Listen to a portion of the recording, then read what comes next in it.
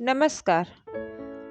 आज की कहानी के लेखक हैं रविंद्र कुमार और शीर्षक है नेहले पर तहला। धन्नूमल बड़ा चतुर चालाक महाजन था। देहात के सीधे साधे अनपढ़ लोगों की गरीबी और अज्ञानता का लाभ उठाकर उनको अनाप शनाप ब्याज दर पर कर्ज देता था। कर्जदारों को न जाने कैसा गणित समझाता कि हर महीने किस्त अदा करने के बाद भी कर्ज खत्म होने का नाम ही न लेता था।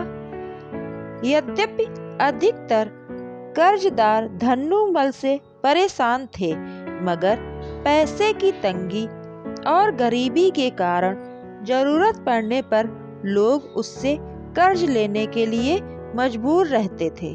हाँ, एक बात जरूर थी, धन्नूमल कभी किसी को कर्ज देने से इनकार नहीं करता था, भले ही पिछले कर्ज की किस्तें चल रही हों।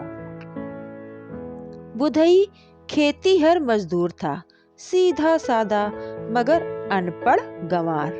उसकी बेटी की शादी की बात करीब करीब पक्की हो गई थी, मगर पंडित जी के अनुसार अच्छे दिन न होने के कारण शादी की रस्में अभी शुरू नहीं हुई हैं। बुधई रुपए पैसे के जुगाड़ में जुटा था।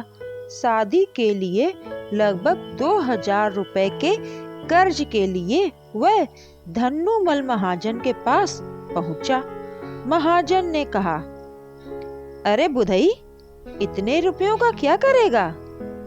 बुधई बोला, भैया जी, बिटिया की शादी तय हो गई है। अच्छे दिन न होने की वजह से 2-3 महीने बाद ही होगी। इसी बीच शादी की रोक, तिलक आदि रस्मों में भी तो पैसा लगेगा। शादी और गौना का खर्च इस सब से अलग थोड़ी ही है। अपनी आदत के मुताबिक महाजन कर्ज देने के लिए तैयार हो गया और बोला, कोई बात नहीं बुधई, चल लगा अंगूठा इस कागज पर। मन हल्का मत कर, आज से 2000 रुपए तेरे हो गए। जब जरूरत पड़े तो ले जाना।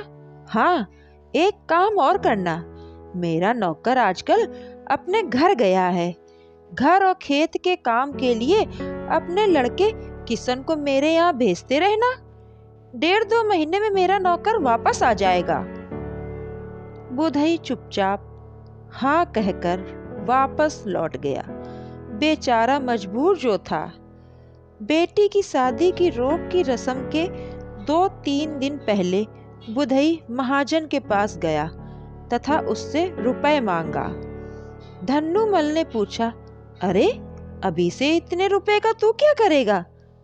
बुधई ने बताया, परसों रोक की रस्म है, उसी दिन 200 रुपए का खर्च है। 1.5 महीने बाद तिलक लेकर जाना है। लड़के के ताऊ कलकत्ता में नौकरी करते हैं, वे तभी आ पाएंगे और उनके बिना वो लोग तिलक लेंगे नहीं। तिलक में भी सामान, मिठाई, कपड़े, नगदी सहित करीब 600 रुपए की जरूरत होगी और 15-20 दिन बाद शादी का मुहूर्त है। शादी में भी 1000-1200 का खर्च तो हो ही जाएगा। शादी के बाद गौना पर भी मरे गिरे भी 200 रुपए का इंतजाम तो करना ही पड़ेगा।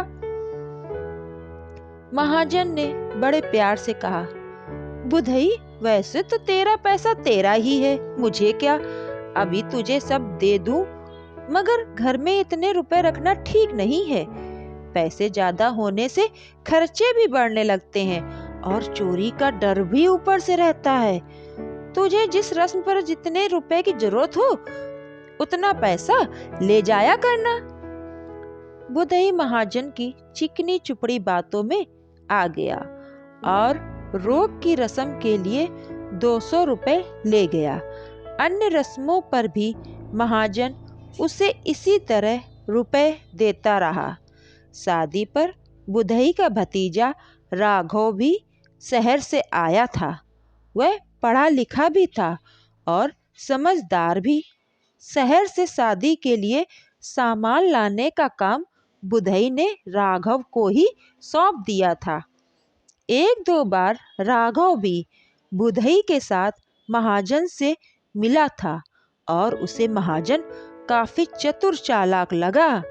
जब बातचीत से महाजन को यह पता लगा कि शादी का सामान लेने राघव अक्सर शहर जाता है, तो वह राघव से अपने घर का भी सामान मंगवा लेता था और शहर में अपने देनदारों से पैसे की वसूली भी करवा लेता था।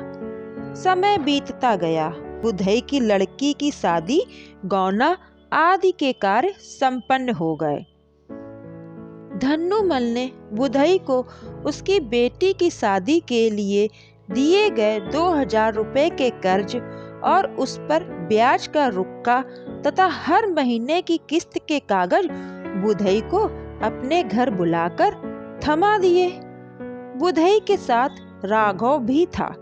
महाजन ने 2000 रुपए पर ब्याज उसी दिन से लगाया था जिस दिन से कर्ज की बातचीत हुई थी, जबकि बुधई को रुपए अलग अलग रस्मों पर अलग अलग तारीखों में दिए गए थे। बुधई भी इस बारे में राघव को बता चुका था। राघव महाजन का रुक्का देखकर चौंक गया। दूसरे दिन राघव ने भी महाजन को एक रुक्का बुधई के तरफ से दे दिया। इस रुक्के में 2000 रुपयों में से जितने रुपए महाजन के पास विभिन्न अवधियों में रहे, उसे महाजन पर कर्ज दिखाकर वही ब्याज लगाया गया था जो महाजन ने बुधई के कागज में लगाया था। उसमें बुधई के बेटे की 1.5 महीने की मजदूरी के 900 रुपए भी दिखाए गए थे। धन्नूमल महाजन यह कागज देखकर भड़क गया और इस कागज को झूठा बताते हुए पंचायत में इसे चुनौती दी। पंचायत में राघव ने बुधई का पक्ष रखते हुए कहा, पंचो, यह सही है कि महाजन ने बुधई चाचा को उनकी बिटिया की शादी के सिलसिले में 2000 रुपए का कर्ज दिया, मगर ये सारे रुपए उसी समय नहीं दिए जिस दिन इसकी लिखा पढ़ी हुई थी। कर्ज के 2000 रुपए लिखा पढ़ी के दिन ही चाचा के हो गए, जो उनके मांगने पर भी महाजन ने नहीं दिए। जाहिर है ऐसा करने पर महाजन के पास चाचा के कर्ज के ये रुपए महाजन पर भी तो कर्ज ही हुए और उसे भी तो ब्याज चाचा को देना चाहिए। चाचा को महाजन ने जब जब रुपए दिए हैं तभी से दिए हुए कर्ज पर ब्याज की देनदारी चाचा की बनती है। कागज में खेत और घर पर चाचा के लड़के की 1.5 महीने की पूरा दिन काम करने की मजदूरी भी शामिल है। महाजन के कहने पर मैं 5 बार शहर इनके घर का सामान और देनदारों से वसूली करने के लिए गया, जिस पर 500 रुपए खर्च हुए। इन 1400 रुपयों की अदायगी न होने तक यह भी तो महाजन पर हमारा कर्ज ही हुआ जिस पर ब्याज मिलना चाहिए। पंचायत ने दोनों पक्षों को सुनने के बाद महाजन के 2000 रुपयों के कर्ज से 1400 रुपए निकाल देने, ब्याज के दोनों के दावे बराबर मानने और बुधई पर महाजन के केवल 600 रुपए कर्ज मानने का निर्णय दिया। धन्नूमल ने अपना माथा पीट लिया। राघव महाजन पर नहले पर दहला सिद्ध हुआ। आप लोगों ने मेरे द्वारा यह कहानी सुनी। इस कहानी से हमें यह शिक्षा मिलती है कि हमें किसी के साथ भी गलत नहीं करना चाहिए। अगर हम किसी के साथ गलत करेंगे तो कल को हमारे साथ भी गलत हो सकता है।